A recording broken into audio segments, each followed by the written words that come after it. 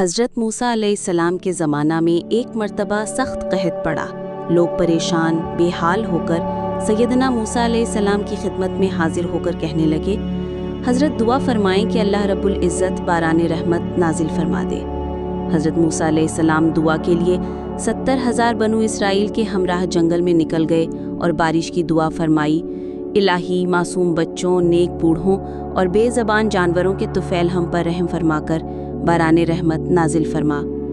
ہر نبی مستجاب الدعوات ہوتا ہے، اس اعتبار سے دعا کے بعد بجائے امید بندھنے کے آسمان پہلے سے زیادہ صاف اور آفتاب پہلے سے زیادہ گرم ہو گیا تو حضرت موسیٰ علیہ السلام کو بہت حیرت ہوئی۔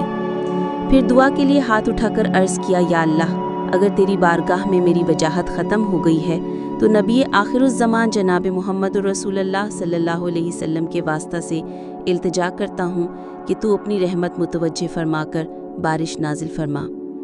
اسی وقت وحی آئی، اے موسیٰ، تمہارا مرتبہ ہمارے یہاں بالکل نہیں گھٹا، تم اب بھی ہمارے نزدیک مرتبے والے ہو، مگر بات یہ ہے کہ تمہاری قوم میں ایک ہمارا نافرمان بندہ ہے جو 40 سال سے ہمیں ناراض کرتا رہا ہے۔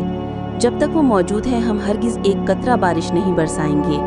آپ اعلان کریں تاکہ مجمع سے وہ نافرمان چلا جائے جس کے سبب بارش رکی ہوئی ہے۔ حکم پا کر حضرت موسیٰ علیہ السلام نے اعلان فرمایا تو وہ نافرمان بندہ اپنی جگہ کھڑا رہا، چاروں طرف نظر ڈالی۔ جب اس کے علاوہ اور کوئی مجمع سے نکلتا نظر نہ آیا تو اس نے سوچا کہ اگر باہر نکلتا ہوں تو سب کے سامنے رسوائی ہوتی ہے، اور اگر نہیں نکلتا تو میرے گناہوں کے سبب بارش نہ ہونے سے سب کے لیے پریشانی ہوتی ہے۔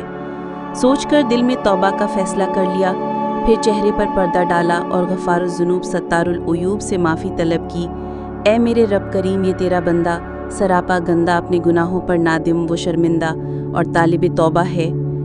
الہی و سیدی عاصیتک 40 سنۃ وامہلتنی وقد اتیتک طائعا فاقبلنی۔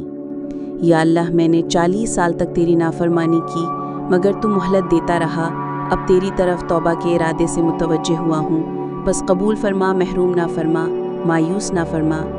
بس پھر کیا تھا، روایت میں آتا ہے کہ ابھی تو دعا اور توبہ ختم بھی نہیں ہوئی کہ آسمان سے موسلا دھار بارش شروع ہو گئی۔ حضرت موسیٰ علیہ السلام کو بڑا تعجب ہوا، عرض کیا، اے اللہ، ابھی تو وہ بندہ مجمع سے باہر نکالا بھی نہیں، پھر یہ بارش کیسے برسی؟